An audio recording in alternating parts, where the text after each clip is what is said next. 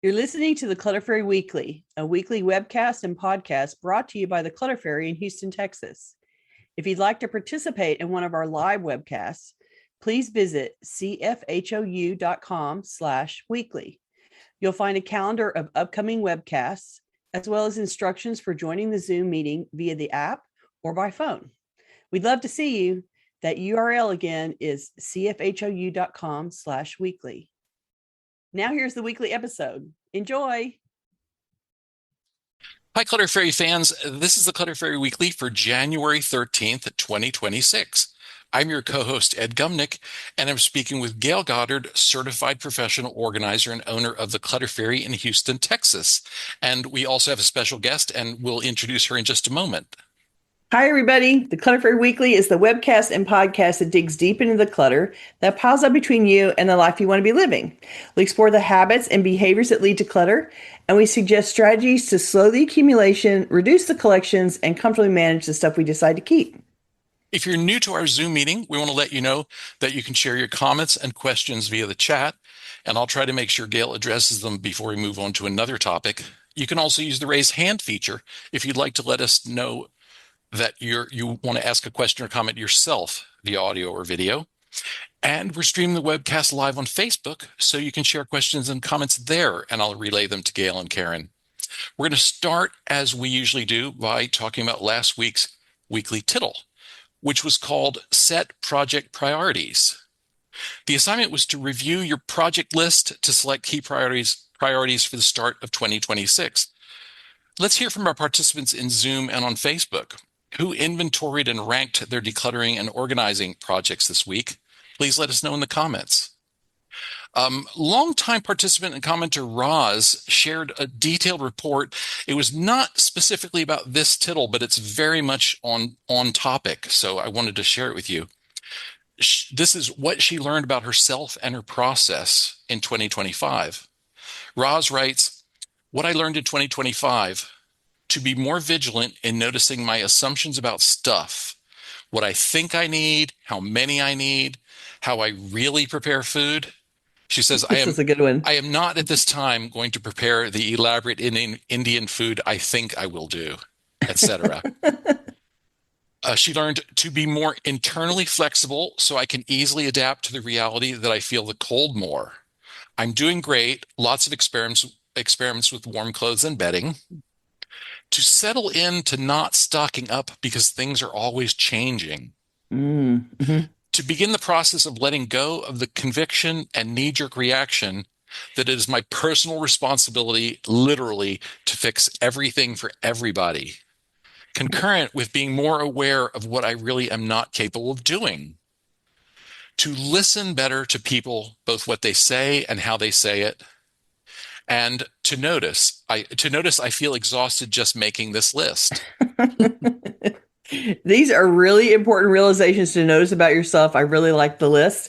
I particularly like that you figured out you're not responsible for fixing everything for everybody, and that now you have some limitations that are also preventing you from fixing everything for everybody. So in a theme for our show today, actually, you are starting to prioritize yourself and acknowledge yourself for what you can do and what is reasonable for you to expect yourself to do. And so you're well suited to talk about productivity today.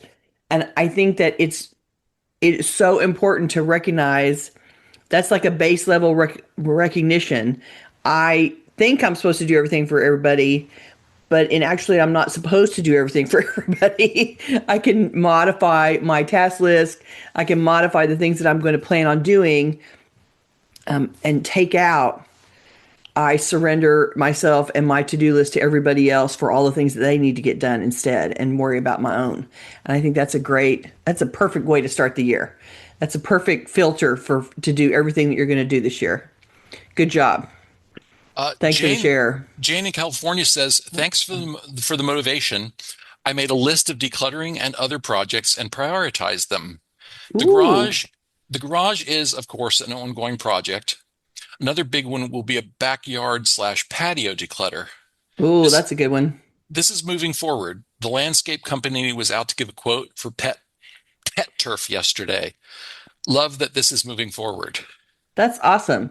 And Jane and I are both doing the garage this spring. We're going to make this happen before it gets too hot to be in the garage. So she and I both have the same annoyance about our garage, and we are going to, that's my project and her project this year. Go team, go. Oh, Make it happen. here's a great one from M. M says, Tittle, unfinished, but I realized that I use unimportant tasks as a way to put off doing the important projects. As do we all, right? Like that's the universal, what did you call that? Structured Structured procrastination? procrastination. Yeah. I think we'll be talking about that more as today's show goes on. Right, exactly. I'm sure that'll come up. And Um, we all do it on some level. just one more tittle report or one more comment I want to share before we move on. May says, I've made an intention to declutter at least 10 minutes per day in any area of my choosing due to my ADHD. This I can commit to. Perfect. And I think that it's not an unreasonable amount of time. It's even if you're exhausted at the end of the day, you can still spend 10 minutes with a little pile of paper or something, or you can spend 10 minutes wiping down the kitchen counter or putting things away from the dishwasher. Like there's 10 minutes is not an unreasonable amount of time. And if you do it every day, you will accumulate a lot of time towards your decluttering projects over the year. It'll make a huge difference. You'll be quite shocked by the time you get to the end of the year how much you've been able to accomplish. So, good goal. Like it. And if it stretches to 20 minutes someday, we're not going to quibble about it. Right, right. And you may find that when you've been doing, we're going to talk more about habits too, but when you've been doing it consistently for 10 minutes a day, you may find you have more of an appetite for it than 10 minutes. But, your 10 minutes, sticking to that 10 minutes is great. That's your threshold, right? That's that's what you got to do every day. Good job. Okay, let's go on to our main topic. Cluttered spaces reduce our productivity by draining energy and focus, adding distractions, and wasting our most valuable resource, time. Getting organized can help improve our mental well-being and find the clarity and confidence to accomplish important work. Today, we welcome guest organizer Karen Baker to explore the complex relationship between productivity and organization and to offer tips to boost your productivity. Karen Baker is a workplace productivity and organizing consultant and the owner of Soho Productivity Solutions in Houston. She teaches small business owners how to work smarter and get more done. By breaking down productivity challenges into clear, practical solutions, she guides clients towards achieving their goals with the right mix of technology, tools, and techniques that align with their strengths and preferences. She's a respected leader in her field, and she's served as president of the Houston chapter of the National Association of Productivity and Organizing Professionals, which we constantly say NAPO and then forget to describe for y'all. And she's currently the 2025 to 2027 NAPO national president. Karen, thank you so much for joining us today to share your expertise. Karen and I met each other early on in our businesses in Houston via the Houston chapter of NAPO, and we quickly bonded over discussions about the challenges of being single women running our own solopreneur organizing businesses. Way back when, we never imagined where we would be after 18 years in business, and we never thought we'd both be serving on the NAPO National Board as a team. So we've come a long way together, and I'm really, really glad you're here. Thank you so much. Well, thanks for having me. I'm so glad you're here. So as Karen's intro said, she's a workplace productivity and organizing consultant. She started out as a home organizer like me, but a few years in, she realized she didn't really enjoy that work as like she had expected that she would.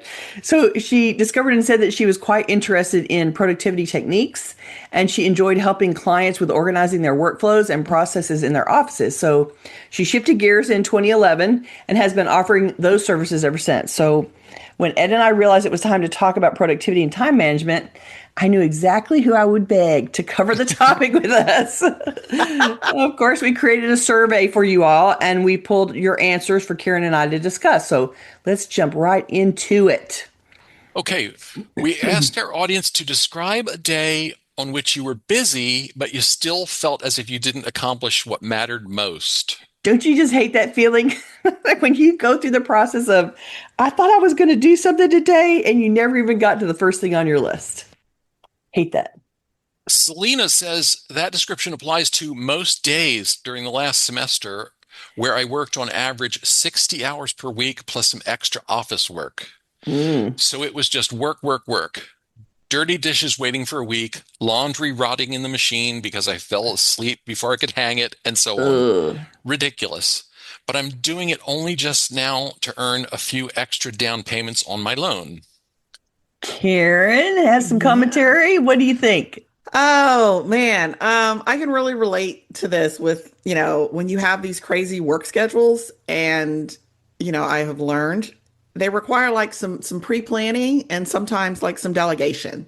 Mm. So the part of my bio that was not included was I used to work in professional sports and specifically Major League Baseball for a number of years. And so in baseball, you have these home stands, right? Where the team is at home. They're playing every day. So it'd be like 14 to 18 games in a row where I am working, these long 12 plus hour days, right? Mm. And so, during the time when the team's at home, that's when stuff like laundry and grocery shopping and all Shopping, that right? Yeah, yeah. completely off the list, right? Like you finish a game, you go home, you go to bed, you wake up and you do it all again. And you do that 14 times in a row. So the planning was like, okay, then the team goes out of town. What do I have to do to prep for when they come back? And I Right, right, start right. working these long days again. So that's when, all right, I got to make sure I have enough food to get me through. I've got to make sure I do the laundry while they're out of town because it's not going to get done when they come back into town. Right. So you do have to plan it out a little bit of like, okay, here are the things that can happen while I'm, working these long hours. And then when I get a break, here are the things that have to happen during that break. Exactly. And if your priority is earning extra right now to pay off a loan early, then shortcutting what gets done and deciding what isn't worth the effort right now is important. You can't assume that you can work extra hours and still get all the regular chores done at the same level and with the same amount of focus and time to execute. This is when you're trading off and saying, okay, I'm working extra time, I'm earning extra money, and there's an end goal in sight here. There's a certain amount of time that I'm going to do this and then I'm going to stop. And so you got to figure out which of those things you can not do or do differently. You can go back to the really thorough versions of how you process stuff later. Right now, you need the down and dirty process, and you need to delegate to get some important stuff done and still be able to do your extra work. It isn't that you can do the extra work and keep, like, the only way that you can keep doing everything the same is that if you sleep less, which is a recipe for Is failure. it? So, Yeah. Not That's not a good option. that is no, no, no, not an no. acceptable compromise. Yeah, yeah. Yeah. So Karen's point about planning is super important. Like, you have to plan that I can't do it the way that I would normally do it. Therefore, I need to plan a shorter, faster, easier way that will get me through until I can get back to my normal process. And that can be as simple as, okay, on days like this or in weeks like this, we're going to eat off paper plates, even if that's not something you normally do. But that Or like takes to that do. takes that, sink full of dishes rotting Mhm. for a week out of the picture, or at least Hmm. Reduces it. reduces the volume of it. Yeah. Let's go on. Let's go on to Kaz. Cass, maybe? I'm not sure. Kas, who says, on a working day, I leave home at 7:10 a.m. and return at 6 p.m. I intend to come home and declutter a hotspot, but in between cooking and sorting out urgent household tasks like changing cat litter or cleaning up the kitchen, I simply don't get around to the clutter hotspot before I need to jump back on the laptop to prepare for the next day at work. Oh wow. This sounds like this is like her regular schedule. Right. Mm-hmm. And so, I would start with the expectation that you're going to come home after this 12-hour day and declutter a hotspot. Like that I think needs to go to a different day. You've got to sort of rethink the urgency of that, right? Like, does that have to happen this day on the day where you are working 12 hours? Maybe that happens on the weekend when you have, a bigger block of time, you're in a different state of mind. Like Had enough that's too much. rest. Yeah. Like that's too much. And if you're coming home after 12 hours and changing the cat litter, cleaning up the kitchen, I'm like, pre-prepared meals. I was having the conversation with Gayle the other day about getting another cat. If I get another cat, I'm like, I'm investing in the litter robot. Like that's part of my plan of how I adjust to the I'm not gonna be in the frame of mind to clean the litter box every day. So Hmm. that's my shortcut. Like litter robot, here I come. Right? And then you get to the weekend and you clear out the Right, tray, right, right? right. Yeah, It, yeah, it'll yeah. it'll be a weekend job rather than a regular Mm-hmm. everyday thing. Like it Yeah, helps me yeah. stretch out the timeline of those tasks. Right. And really, instead of getting everything done every day, maybe you can split the chores between 2 days and spend half the time today on half the chores and repeat it the next day for the other half of the time and the other half of the chores. You have to acknowledge that you don't have endless amounts of free time with a schedule like that. And spreading the chores out over 2 days can be a compromise that lets you also spend a minute decluttering something new if you want. And it recognizes that at the end of a work day that's that long, you're not coming home with a big well of energy. You've spent all your work energy you just spent at a 12-hour day at the office. And so the idea that you're going to come home and have all this residual energy left over to do a bunch of stuff, I think is really asking a lot of yourself. Most of us require great focus to do decluttering work, and it's hard to do it at the end of your energy reserves at the end of a long day. And it even if you do it, it makes it take longer and it makes it harder for you to make decisions because you're not at your best at that point. And so, Right. There might be some subset like on working days in the evening, I gather up dirty clothes and I pick up trash. I do that for 10 minutes and that's that, as opposed to I'm going to dig into a clutter hotspot, which is probably probably a space that's going to make, require harder decisions and mm, more thought. mhm. Does that make sense? And while this is all, I mean, the whole point of this conversation under productivity heading is because you're trying to decide what you can productively do at the end of a 14-hour day from work, right? And Right. so we're talking about, yeah, you need to modify the processes here because it's a lot to expect of yourself after a long day like that. Yeah. Hers is well, she's 11 hours door to door, roughly. Yeah, that's a lot. That is a lot of time. Oh, okay. Yvonne says that she encounters the situation we described every day. She says, I live with my husband and two teenage boys. I'll come home from a 12-hour shift and have to spend a half hour tidying the house. By the time I'm done, I'm now exhausted with no energy left to exercise, which is what I really should be doing instead. Mm. Mm, wow. The first thing about Yvonne's comment that hit me was the I have to spend a half hour. I'm like, what happens if you don't? Like, do you really have to? And also, like, one thing that just occurred to me, she could flip that. Instead of coming home from the 12-hour shift and first doing the half hour tidying the house, if your priority is the exercise, which is probably going to make you feel better about yourself, that goes first, Hmm. right? If anything's going to fall off, let the half an hour of tidying fall off that day, right? And also husband, two teenage boys, can we not delegate some of Hmm. that? Like they can get in on the action.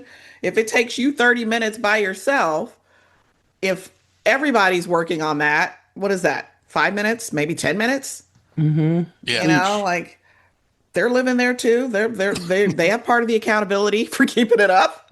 Right, right, right. And I would pick the rooms or the surfaces that are non-negotiable and need to be clear each day. So, Yeah. in other words, not your whole list nor the whole house. And then I'd ask the boys to keep those selected places, the non-negotiable places, clear with incentive pay.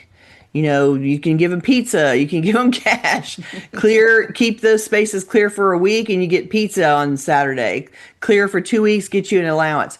You can't expect them to organize like you, but you can expect them to participate in some portion of the maintenance and to do something that to help you do it. And so I think lots of women get trapped in my husband and my kids don't do it like I would do it, and therefore it's a failure, and I'm just going to take it over, which I think is a strategic, interaction on their part to not participate because then, you just don't like how I do it. And so, yeah, like that's some BS. That's them, trying to play you and playing on your desire for it to be the way that you like. But I think it's important to recognize, you want to exercise, you just work for 12 hours. Everybody can help. And the feedback that I end up giving to clients a lot is, if you're not successful at work, nobody's making any money, the household doesn't run. So you have to be able to do your work and do it well. And everybody needs to participate in supporting your ability to do that. So, expecting teenage boys, they don't have to clean the house, but, maybe they have to clean the dining table, or they have to make sure the dishes go in the dishwasher. There's something that they can do and be expected to do that would reduce the burden for you. And that's their part of earning your salary, right? I'm just saying. Okay, let's go on. Okay. Gabriella says, I'm a master procrastinator. Some years ago, I had a job that required actions that I really don't like doing. My strengths and talents lie elsewhere. On some days when I sat at my desk procrastinating, I felt this almost irresistible urge to go through two or three of my already decluttered and organized drawers or shelves. Each time I was able to declutter a few more items, which in itself felt somewhat satisfying. At least I got something done. Mm. After a few weeks of avoidance facilitated by structured procrastination, I decided to quit the job. Right? Oh, that's a good one. I like that she decided to quit. Yeah, For procrastination, and we all do it. Like, never feel like, I'm the only one that procrastinates. No, no, we all do it. Hmm. But I try to live by the whole idea, like, motivation follows action. So you have to act first before you feel the motivation, right? Hmm. And so making like an agreement with yourself to work on that task that you have acknowledged is important. This is what I'm supposed to be doing. Okay, maybe I'm going to work on it for 10 minutes. I'm going to work on it for 20 minutes, whatever. You know, do that. And generally, like that 10 minutes goes by and then you've got permission to stop. But generally, what happens is now you're in it, right? You've right. spent 10 minutes investing in it. You're in the You got middle of emotion. something. And now that 10 minutes, you're probably going to work on it for at least another 10 or 20 or whatever, right? Hmm. So you've got to just get started and find like the smallest piece that's going to get you started. So I'm going to work on it for 5 minutes. Boom, I'm done. And that at least, gets you in motion. Yeah, yeah, yeah, yeah. And you can't procrastinate until someday when you supposedly will like what you're avoiding doing right now. Adulting means sometimes doing things we don't like much. How did you used to do things you didn't want to do? Make it a game or grit your teeth and set a timer and okay, I'm gnashing my teeth and I don't want to do this, but I'm going to set a timer for 10 minutes and do it. Join a group that Zooms while they work. You can adapt to make it suck less for you and then do it to get it to the other side of it. If you do something that you hate doing, at least you can be extra proud of yourselves afterwards. And I think Zoom has added this element of you can get in a room with your friends or a collection of people or a mastermind group or whoever you want to get on Zoom with. And you guys can be doing something that you don't like and doing it together and being able to talk to each other about it as you go. You can make it be less irritating. But the truth is, adulting is hard. And sometimes you have to do stuff you don't want to do. And waiting around till you're going to suddenly like doing what you're going to do is never going to happen. So just keep that in mind. Okay, let's go on. An anonymous respondent said, Felt rushed taking care of household chores to prepare for company. Mm. Everything went fine, but starting my day without morning meditation feels like I failed self-care by putting others first. Mm. I mean, first of all, you didn't fail. Like, Right. Yeah. it's not a course. No one's grading you. There's a couple of different approaches here. Like, I get that, okay, here we've got company, it's going to derail my day. So could you start your day a little bit earlier so that you can get in your meditation time and then, do the chores? I would also say look at the chores that you're doing, right? You're prepping for company to come over, but you know, if is it just your friends who are coming over? Like, would your friends prefer your house be maybe a little messier than you would like, but you're well rested and relaxed and ready to socialize? Like, maybe everything that you had on that list of, oh, I got to do this before they get here, you can let it go, right? You can just enjoy the company rather than focusing on all the work to prepare for the company. Yeah, But so compromise on a slightly shorter than normal meditation time, and that's better than zero time. And then do the chores that actually affect the guests, and don't worry about the chores that don't affect them directly. I think we all have some standard that we set about the how the house has to look. I'm putting that in air quotes. Has to look a certain way when people come over, except that then you end up cleaning things that the guests never actually look at. So I think it's important to just narrow down and go, okay, is this chore really going to be noticed or seen or impact my guests' experience in the house? And if the answer is no, then punt that to the bottom of the list, and you don't try to do that, and give yourself, use that time for meditation instead, because they want you to be present and you want to be present to experience it. And so you're making choices here about what's more important, and what's more important is having a little meditation time and getting enough chores done that you feel comfortable with the guests in the house. There. okay, we're going to have to Jump. jump a little. Yeah, let's go to Jules though. I do want to cover that one. Okay. Jules says those are the days when I planned everything out, but then the phone rings. Mm. Everyone wants to talk or ask questions or adds to my to-do list that has to be done right away. I usually get calls right when I'm in the midst, especially if I'm cleaning. Mm. Uh, Boundaries, boundaries, boundaries, boundaries. Like, I mean, that's a pretty, if you're working on something that you absolutely have to get done, you cannot afford to get derailed, like, don't answer the phone when they call, right? I mean, I go through this all the time. You have friends call, oh, I'm sure they want to tell me about their day or whatever. I can't answer right now. Like, that goes on I will have to catch up with them later. Don't answer the doorbell. I have a smart doorbell. I'm like, it records.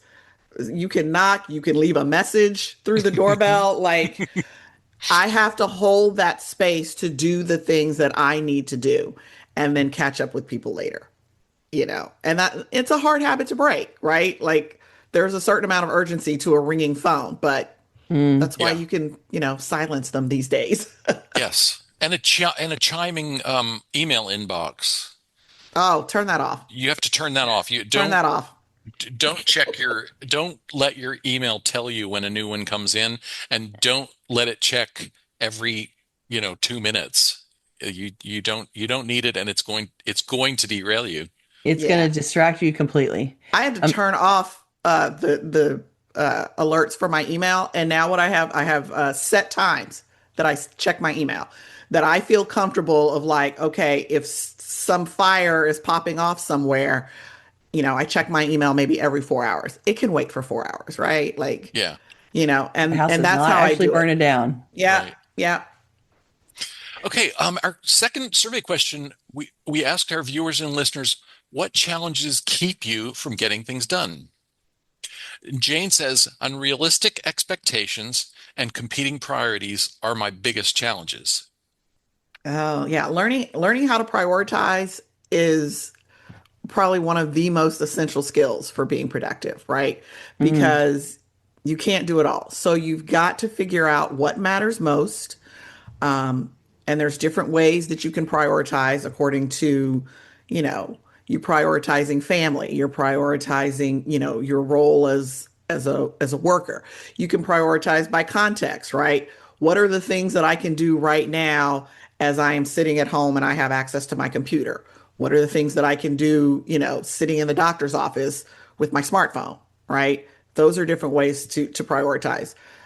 You can prioritize based on like what's the potential for damage if I don't do this, if I don't get this done, What's going to right? Right, blow up? right. Yeah. If I don't get this bill paid, I'm going to have a late fee. If I don't, yeah, if I don't have the report done on time, I'm going to look like an idiot in the meeting.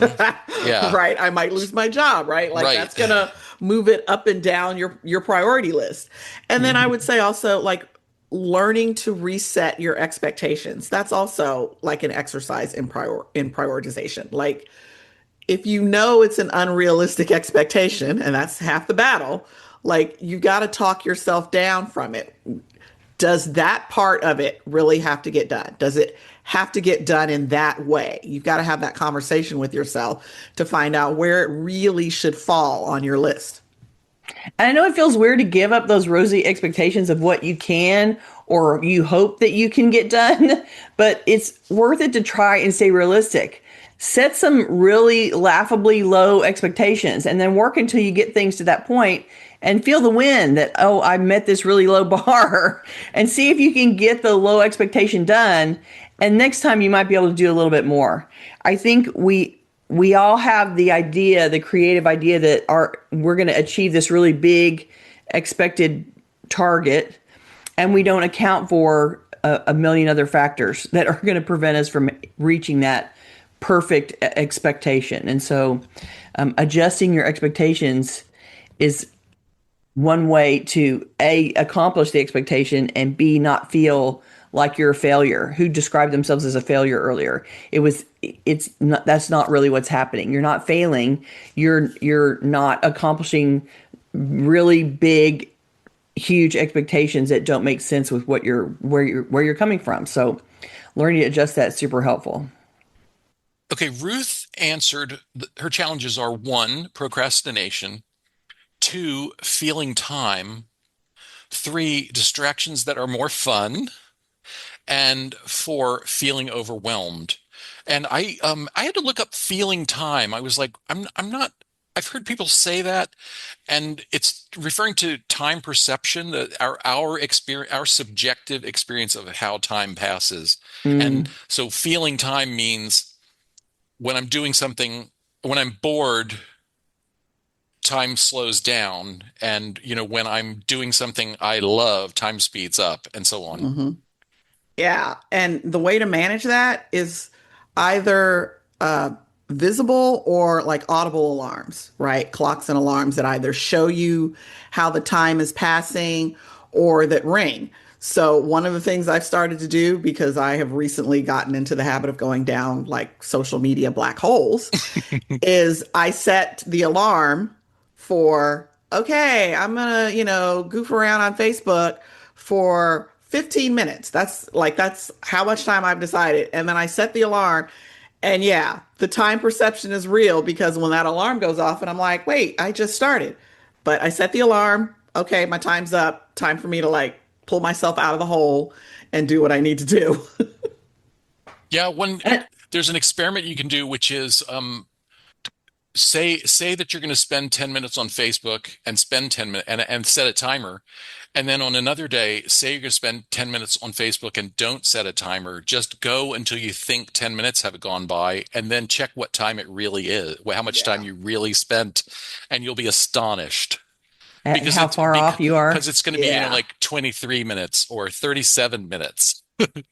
instead of the 10 you were hoping for. Yeah, Yeah.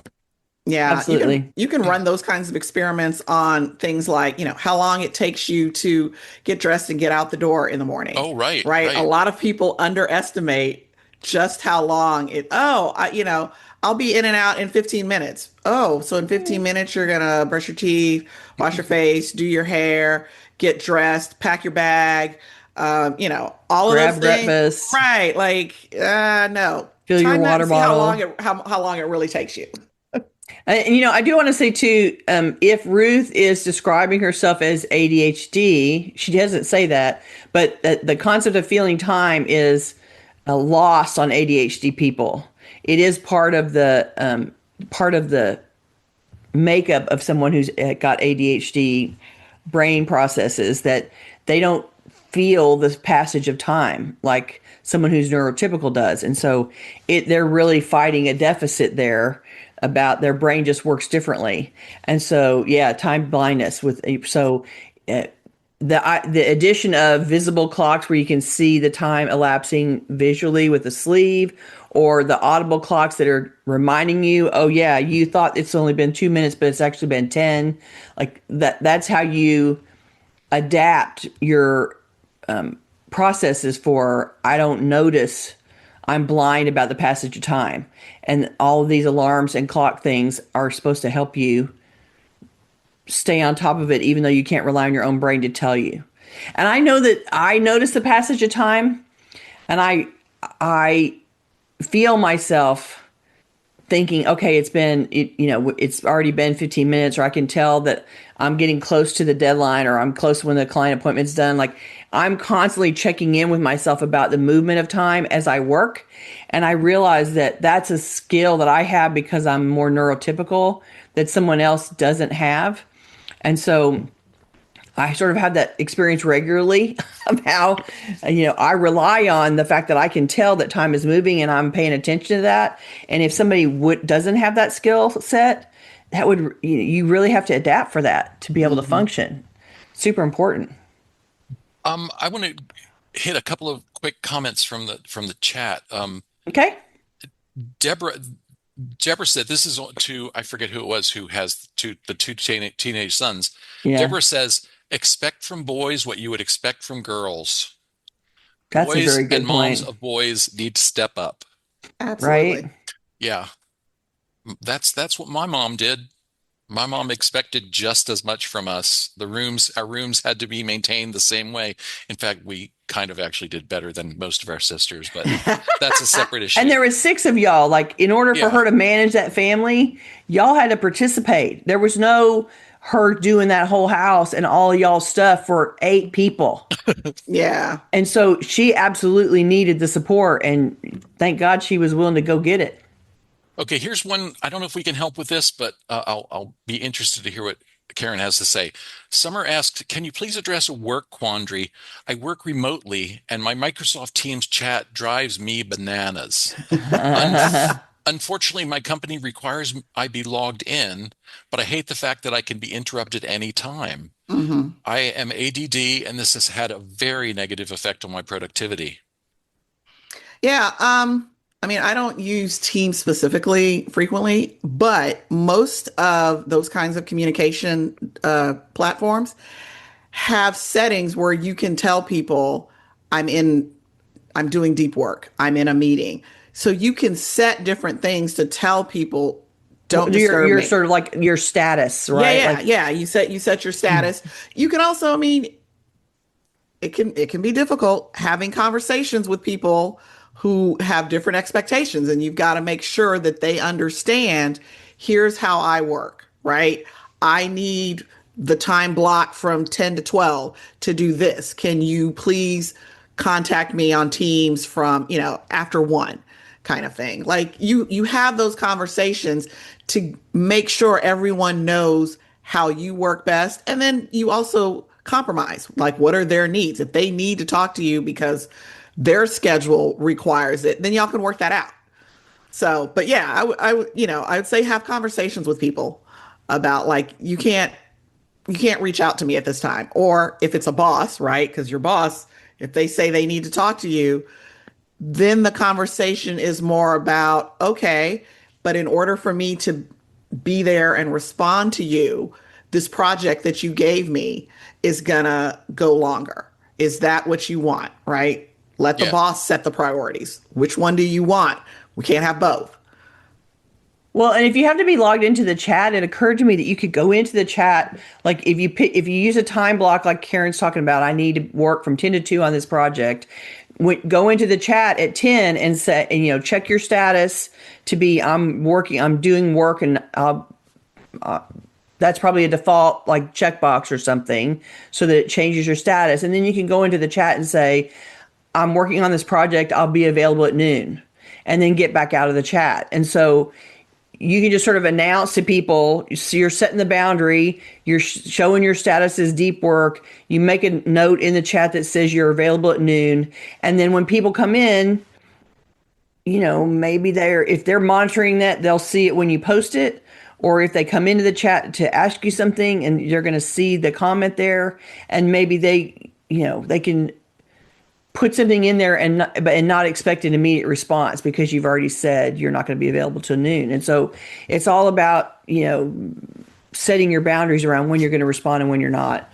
Can you make it not chime? Like, can you change the sound responses in too? Yeah, usually you It's can. not dinging at her. Yeah, you can. And a lot of times you can set that automatically where like, okay, the notifications are off from this time period, and then they'll turn back on automatically Oh, at a certain time. So you can also do and that. that could work as a timer, right? If she's going to Mhm. work from 10 to 12 and she turns the notifications off or schedules them off to come back at noon, that's sort of like her alarm going off, right? When the chat suddenly goes blah, blah, blah, Yep. and it spits all the Got notifications 16 out. different things to do. Oh, okay. It means, oh, my time block is done, right? Yeah.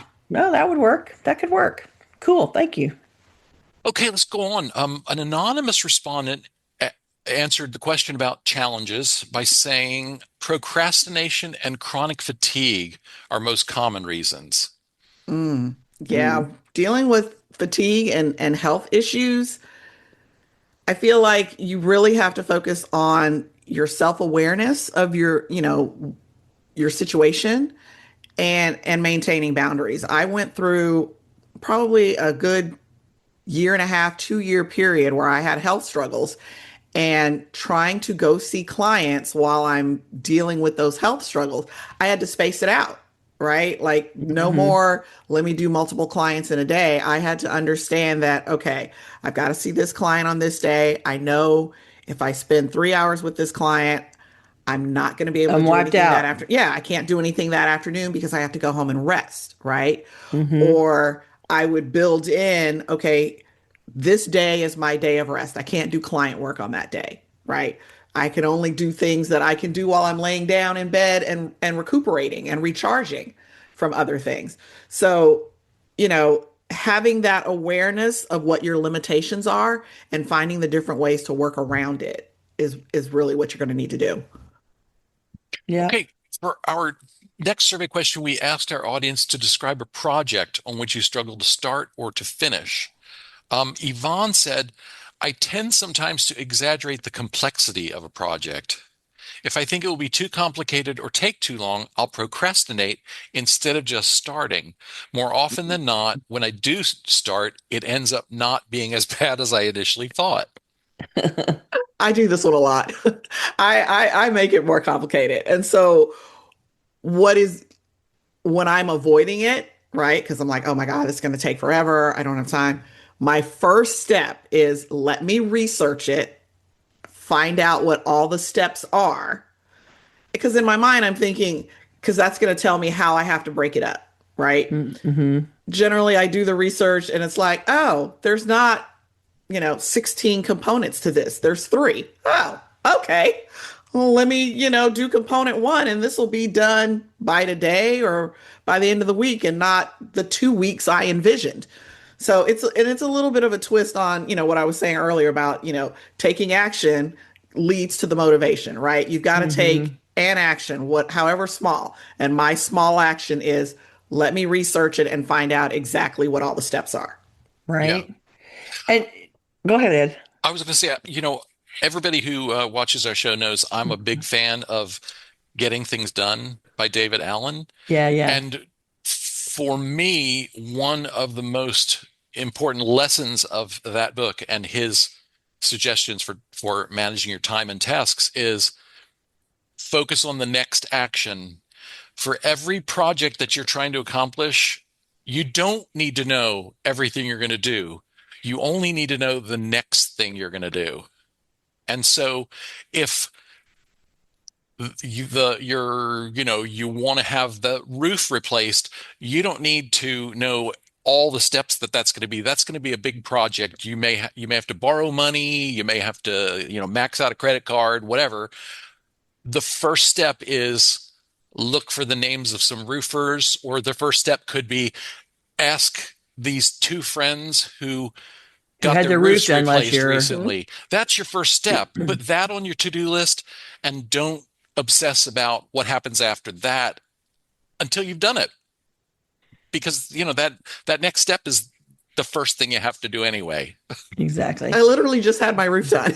Oh, And that was the process. Like, I was freaking out about, oh my God, it's going to take them forever and it's going to be disruptive and it's going to, I don't know how much it's going to cost, and I'm freaking out. And it was like, okay, first step, figure out who I'm going to call, right? Asked a neighbor, great, got a name, picked up the phone next day, called them. They come out within like 3 days. It was very short. Guy answers all my questions, tells me exactly how much it's going to cost. We talk about the options for, how do I want to pay for it? Oh, you could do this, you could do that, you could do that. We scheduled it. Literally, it took them one day. I was thinking that was going to take for 1 day. I was like, sweet, it was done. I was like, look at this. And then I felt stupid because I was like, well, I could have had this done a long time ago had I just made that. If I wasn't twitching. Right. Yeah. If I wasn't nervous about 16 different things and just took the one action of just calling and moving forward from there. yeah. 100%. Our time is going by so fast, and I feel like Gail and I probably should have had a conversation with Karen before we were on air to say, do we need to finish this conversation on another day? And so we're just going to cover as much of the content we prepared as we can, and we'll have that conversation offline. How about? Right. So Right. let's skip ahead now to question 5. Okay. And we're not going to read a lot of responses to this one, but we asked our audience to complete the following statement. I never seem to have enough time for blank. Fill in the blank. And many respondents answered with variations on a common theme. Aaron said, myself, very simply. Carla said, me and my interests. Sandra said, things I really enjoy doing for myself. And so let's talk about that, Karen. I mean, prioritizing yourself, that's a problem for a lot of people. I mean, I struggle with that, right? I'm balancing being president of NAPO, right? I have a lot of people depending on me for that. I have a business. I have clients who depend on me. I, take care of my mother, right? So the caretaking. And so I tend to be at the bottom of that list, right? I tend to prioritize the people who are counting on me. But how I address the fact that I'm at the bottom of my own list is I recognize the signs for when I'm going to be hitting the limit, right? Like, I can't hit rock bottom, right? Because all those people who depend on me, if I hit rock bottom, now everything's off the rails. Right. Everything's off the rails. So I need to, read the signposts before I get to that point. And I've learned to recognize that there are certain things and triggers that I know, okay, I'm getting a little overwhelmed. This is a tough stretch. And then I understand the things that recharge me, right? The things for my self-care. And while, yes, a lot of times I want it to be like, oh, I need to take a 2-week vacation to the beach.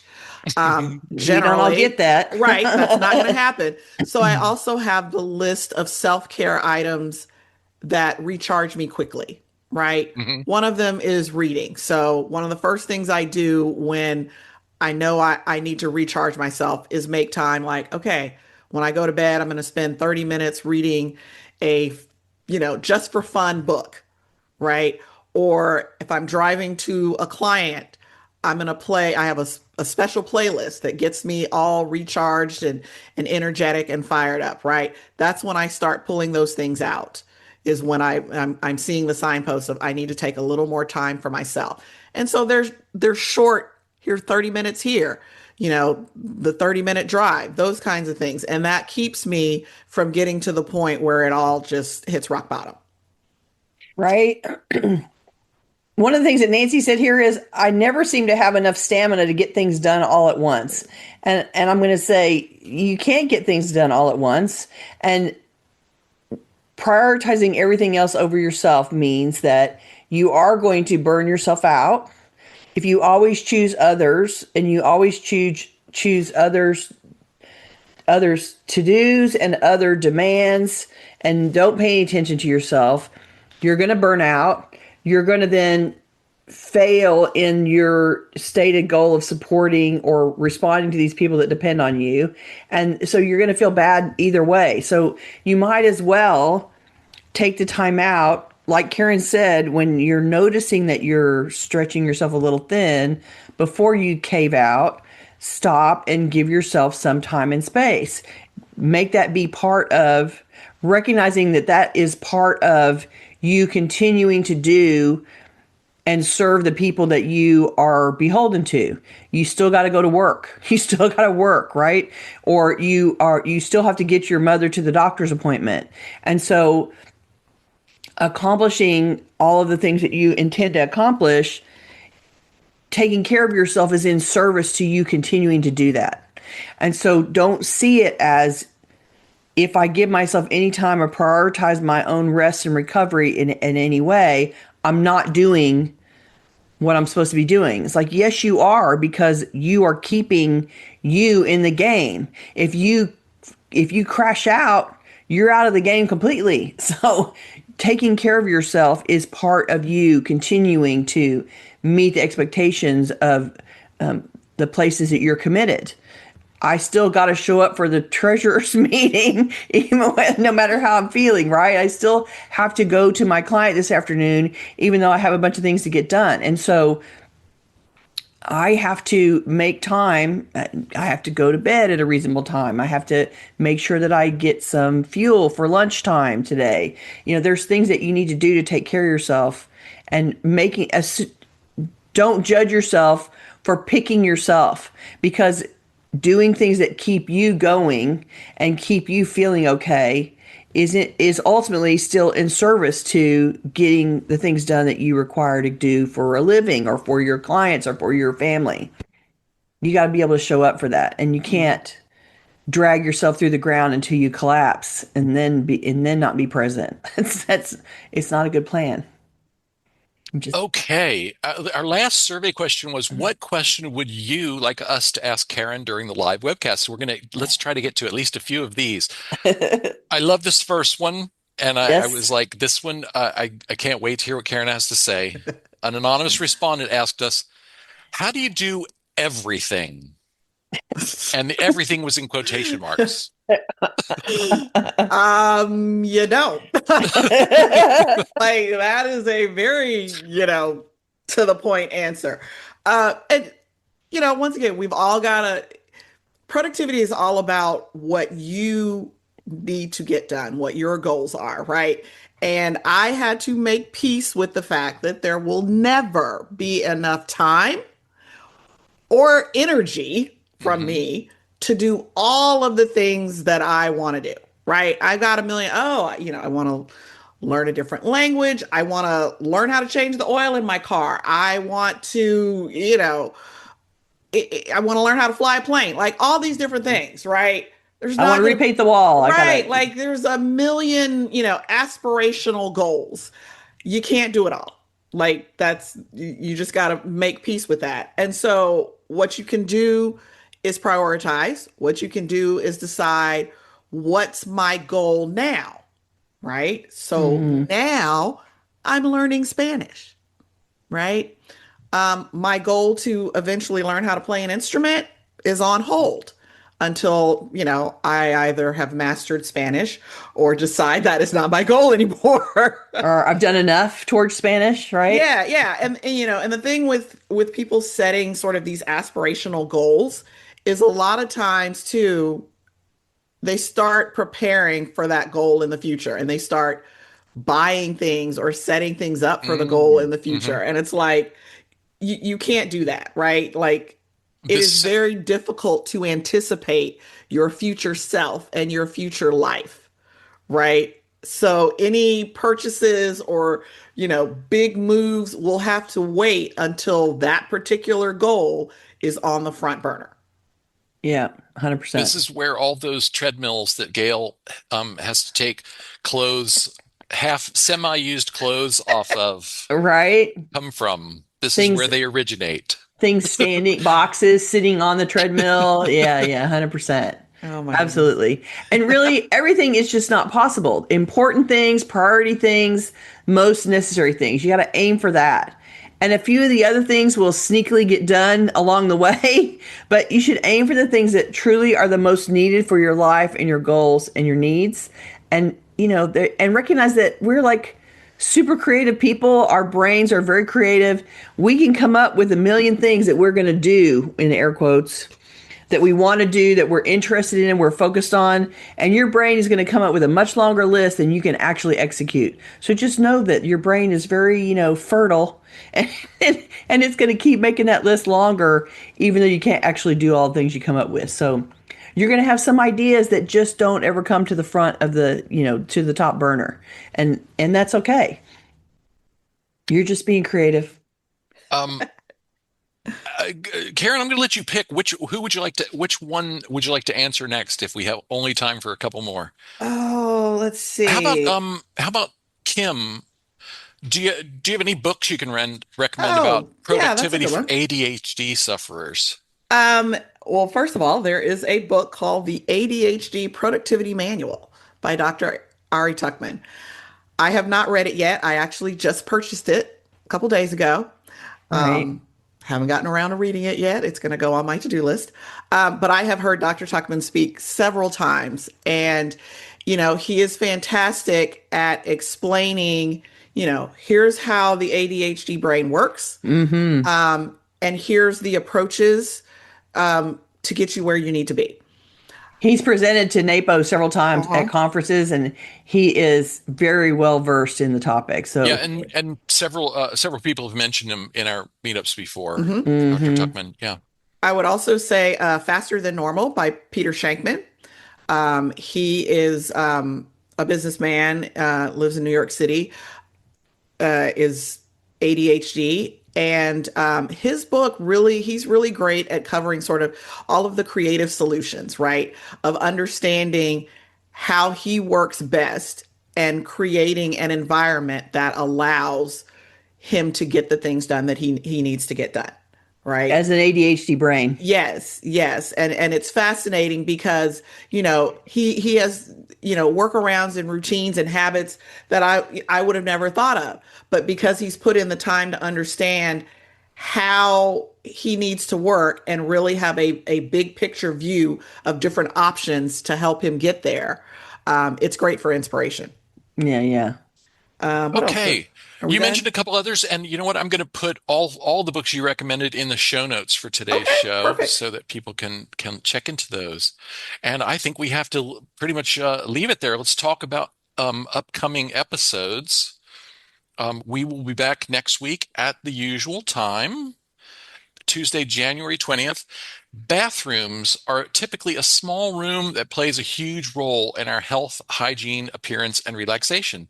But the frequent and steady traffic there makes bathrooms a hot spot for clutter accumulation. So next week, we're going to examine sources of restroom clutter and offer strategies for making your bathroom an efficient, organized, attractive, and relaxing place. And then January 7th, we're going to talk about the Not topic January 7th. of 27th, Okay. 27th. We're going to talk about overwhelm and what to do about it. Seems like an Then appropriate topic for the beginning of the year. Yes. And then February 3rd, we will be taking the week off from the live show because Gail has a big moving project she's going to be working on. Gail, why don't you give us the tittle? Okay, this week's tittle, get specific about your goals.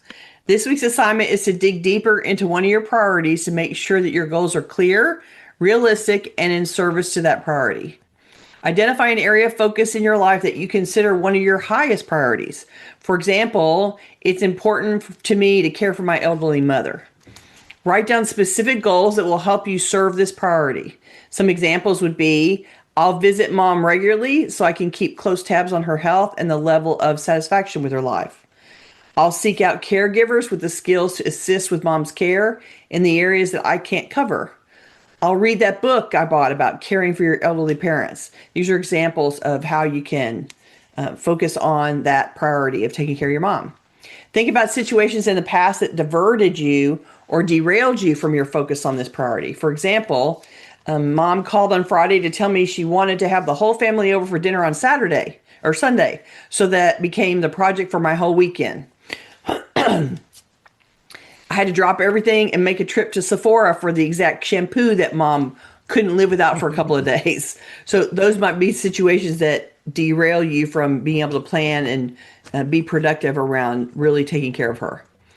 Keep your list of specific goals handy and use it as a guideline by which to decide what to do and what not to do in pursuit of this priority. It's just a way for you to check in with yourself when there's something competing for your attention. Am I focusing on what my ultimate priority is here, or am I being derailed right now and I need to figure out another way to get mom shampoo so I don't go running around and do it right this minute when she asks for it? So set some priorities, think about in terms of productivity, setting what is priority for you, and then come and tell us about it next week. We'd love to hear about it. You know, we always do. If you're watching this on YouTube, we'd love for you to join us live. To get notifications about upcoming events, we invite you to join the meetup group by visiting cfhou.com/meetup. You can also follow us on Facebook by visiting cfhou.com/Facebook, or join our mailing list by visiting cfhou.com/subscribe. We love to hear from you, so please keep your questions, comments, and topic suggestions coming on YouTube, Facebook, or anywhere that you find us. You can always reach us through the website at clutterfairies.com. Thank you so much for joining us. I want to tell Karen, thank you so much for joining us and being a part of our discussion. I know that you have so many things to say about productivity, and you know way more than I do about this topic. So thank you for joining us and sharing your expertise. We really appreciate it. Absolutely. Anytime. All right. Thanks, you guys. And we will see you next week. Bye. Bye-bye.